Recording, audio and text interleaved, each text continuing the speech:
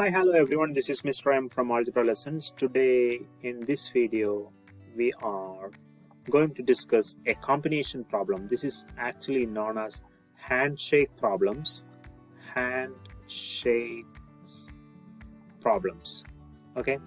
So how can we solve this? This is actually, or these kind of problems are actually very quite common in some math discussions or some quiz programs or some competition like some mathematical competitions, some base level mathematical competitions. Okay, so how can we find a solution easily, quickly? Okay, that's what we are looking for here.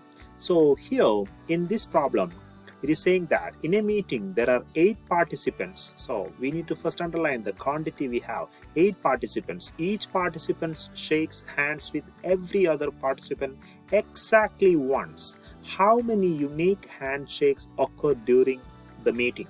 So this is completely, purely a combination problem. So in these kinds of problems, you can use the equation, the number of handshakes. If there are n number of people, that is the assumption. Okay, the number of handshakes will be equal to n into n minus 1 divided by 2. This is actually the equation you can use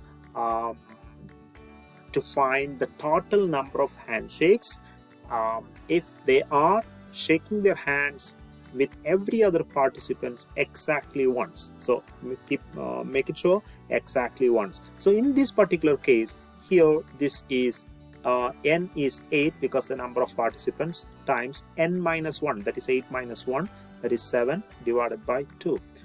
That is 8 times 7 is 56 divided by 2. 56 divided by 2 is 28. So there is 28 handshakes occurring or occur during the meeting. That's it. So the equation that you can use to find the handshake problems, the solution for any handshakes problem, if the handshakes occur exactly once. Okay, so the equation you can use is n into n minus 1 by 2. N is the total number of participants. That's it.